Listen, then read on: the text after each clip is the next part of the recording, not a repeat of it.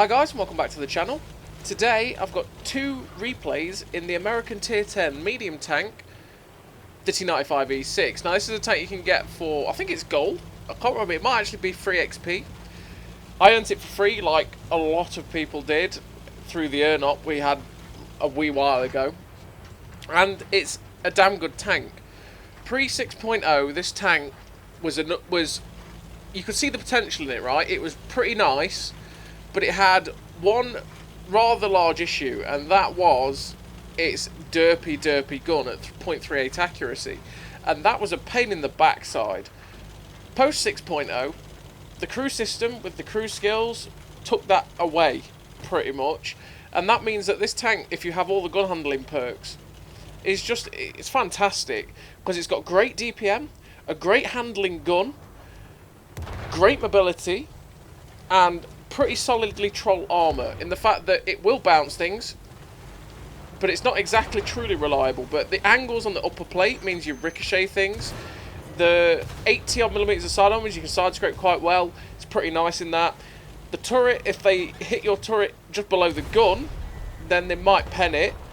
But if they hit your cupola, they'll also pen it. But the angling on the turret roof means that if they don't hit the cupola and they're aiming for it and they hit the top of the turret, it will ricochet. And it just means that the tank all round is really, really nice. And we did get the news over the weekend or the day on Friday or whatever it was that this tank is going to be getting a buff. And I'm going to ask the question, does it really need a buff? I don't think it does. I think it's one of the better tier 10 medium tanks currently. I think there's tanks out there at tier 10 that definitely needed love, and this is not one of them. But it was, you know, it was whatever. I mean, when it comes to buffing things, they tend to go off of the spreadsheets of how people tend to do average damage wise and average win rate percentage. And since this tank was earned by everyone, and I mean, it's not like some of the tech tree tanks, right, where sometimes people just don't go for some of the tech tree tanks. Some of the tech tree tanks just don't get played, a la the WZ 1321, whatever, the tier 10 Chinese light tank. Same as the Chinese tier 10 TD, you don't see them very often either. So they'll have like low win rates, low average damages and stuff like that. Or maybe high, well, I mean the Chinese light tank had a really high one, but that's because only really good players went for it. But they'll have like skewed stats, but that's because like barely anyone plays them. Whereas this tank, everybody had it. So it got played really poorly. The amount of YOLO tanks of this tank was terrible. And that will skew the stats. And generally, yeah, this tank doesn't need the buff.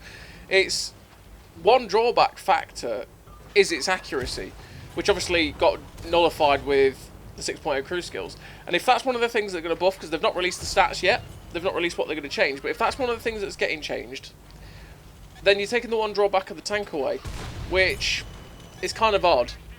But anyway, the tank itself is just a beast. I love it. It's great. I have already 3-marked it on Derp Diggler, which is a project that I've not returned to yet. It is a project. That's something for me to work on. I've not returned to that yet since 6.0. But that's because I've just been getting used to 6.0, and I've been playing more tanks that I never played before on this account because I just hated them, that 6.0 made bearable to play. But I have 3-marked this tank on there. So this tank currently has only got 1 mark of excellence on this account. So if you're wondering why it's only got 1 mark and I'd already 3-marked it, that's why.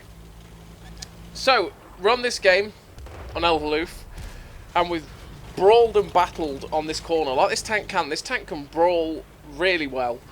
And it's not really a sniper, and that is because of the gun handling, right? The gun handling means that it's not like the M60, which can go to a ridgeline 400 meters away and pixel shot a cupola easily. This tank won't do that. This tank likes to be that mid to close range, brawling in the face of people, you know, sort of trading shots, getting about, flanking, because it can do it all. I mean, you're seeing now, we're cruising, really. 55 kilometers an hour, which is good. Obviously, you see we snap a shot in there. Like I say, beforehand, gun handling was shocking. Now, not at all. You can do stuff like that all the time with it. And it is an absolute beast. And if you never earned it and it's available to pick up, I don't know if it's free XP or gold, because I know that some of them are like that, where the ones we could earn, like the 279E, is gold. It's not free XP. I know but it's one that is pretty much worth picking up. This to me is so much better than the M48 120mm because it has everything that tank doesn't have. It has similar gun handling, but then it has the better troll armor, the better mobility, the way better DPM. This fires like over a round a minute more, and it's a lower profile, which means, like I say, you're just a lot harder to hit generally. And I prefer this tank massively to that tank. I don't like the M48 120mm. It feels like a slog. It's a slow, boring medium tank to me, and it just feels like you're slogging your way through battles rather than sort of enjoying the experience. I don't know.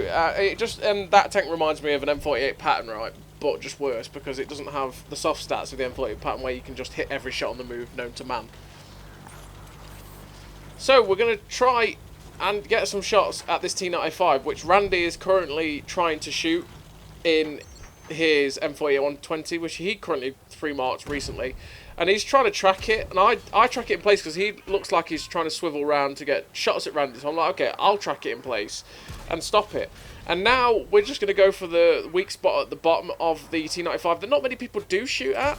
And that is the lower plate. The lower plate is pennable if you have about 250 pen, and if you're firing heat, you're going to butter it up every day. And you see, even from that angle, we're still penning that guy's lower plate. Now, we're getting lucky here that this guy isn't actually trying to shoot us.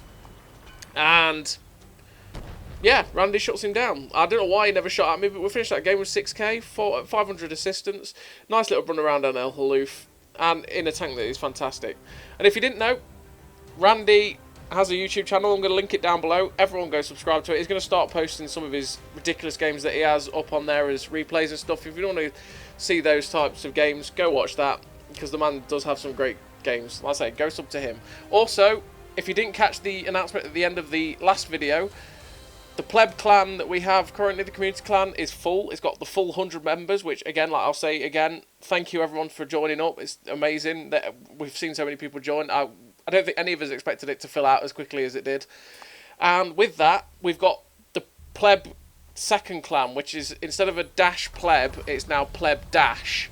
And again, that'll be in the description. That's the second clan for anyone to join as well. And it's exactly the same clan. You'll be in the same part of the Discord, all that sort of thing. And yeah, if you want to join pleb, go join that one. Swindle set it up for the second one, so he'll be the one that accepts invites, same as Joker's. And yeah, so if you want to join the clans, join the second clan, because currently the first one's full. And thank you very much to everyone for joining it. So, second game, Prokhorovka. It's a pretty damn good map for this tank. Like I say, hull down, this tank isn't infallible, right? Because it's got a big fat cupola. But it can ricochet a lot of stuff off the top of the turret.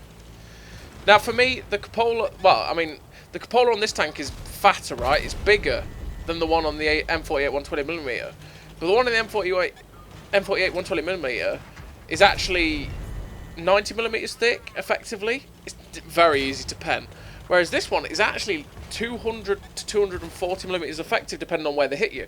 Which means that sometimes, especially when you're fighting tier 9s and tier 8s, you can ricochet shots off the cupola, especially when it's angled. And it just means that the whole thing of the tank is pretty solid. And there's something that's really, really good generally about the T95E6. I love this tank, to be honest. It's one of my favourites to play, and it's one of those that I'm really happy that we got free. It's great to have.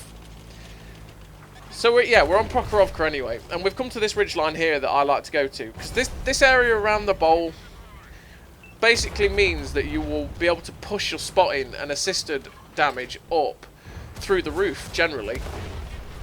Because you get to spot everyone that goes down the one line, you get to spot everyone in and around this bowl area, and from this position here as well, you spot everyone on the left-hand side up to the train tracks as well. So you spot everywhere.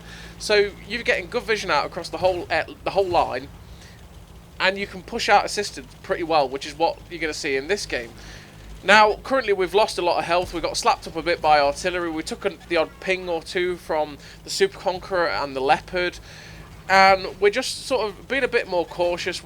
just poking up on this ridgeline. I'm going to try and pop a shot into the cupola of the M48. Unfortunately, don't get it. I want to get rid of the Super Conqueror. I'm kind of hoping that artillery will deal with the Super Conqueror, but he actually gets shut down by Cranvarm. And then we managed to get the tracking shot on this M48.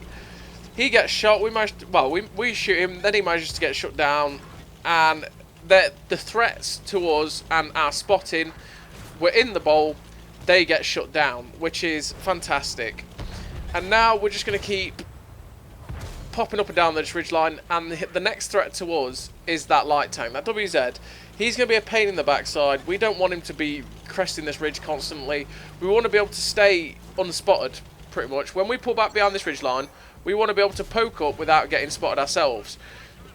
And basically, if we need to hide away from that artillery, which fortunately we're not getting pummeled by the Batchat 15558 at the minute, but if we want to fall back and not be spotted for that arty, we can pull back on the ridgeline, and that light tank isn't going to just crest up on top of the ridgeline and spot us.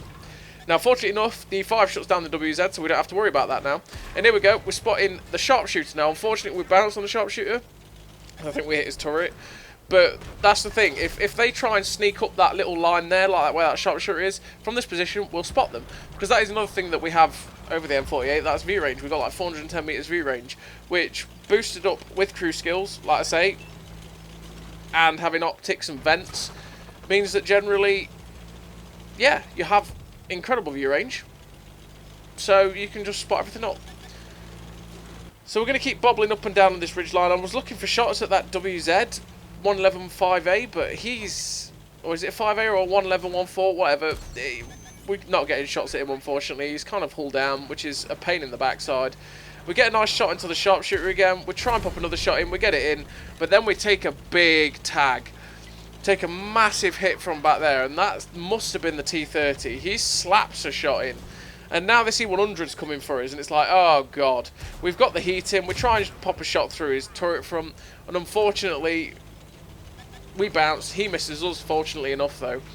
And I'm just trying to keep the spotting up a bit, but this E100 is making me nervous, because I have a heavy down in the B2 corner. I do have some TDs in the heavy tank that are shooting him, but I expected him to do what he just did, which was basically pull up on this ridgeline. Now, the QL are pushing down that ridge, and yeah, that's not going to be good for us. The QLs pushing down there are going to have good shots at us here, and I'm thinking, do I want to push over to the train tracks over there, or should I just keep trying to light these guys up for my TDs that are still over here? And now my thoughts are, you know what, I'm going to try and spot these medium tanks up and keep them lit for my friends. We get a nice shot into that sharpshooter. These guys are now getting shot up, and we're up to 5.1k assistance now, 5.5 now. And my plan is, keep these guys spotted, shoot them, but at the moment those QLs get rid of that heavy tank in the corner and they stop being bothered with him, I'll duck down behind this ridgeline that I'm currently facing, and I'll get below the gun line, and then I'll be able to spot them up from my position here, and hopefully my friends will be able to shoot them up. But I'm going to get a little bit distracted. I'm going to make the mistake. This M48 pushes into a place where I can keep him lit and I can shoot him. And I am going to make the mistake of trying to see if I can pop another shot at him. Mistakes were made because I didn't notice in time that my heavy tank died. And unfortunately, we get shut down by the QL. But we had a fantastic game with 6.1k damage and a bit of assistance, nearly 6k assistance. And fortunately enough for me, the E5 on my team managed to carry us all the way to the victory. And we finished that game with an ace tanker, patrol duty, scout medal, Confederate, 6 point something K damage, 6.1k damage, and we ended up with 6.5k assistance as well from spotting those guys before we died.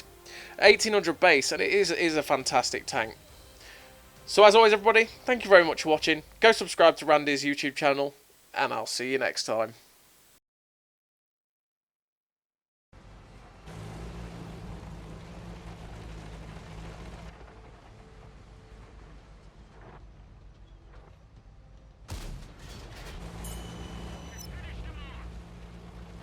A great success!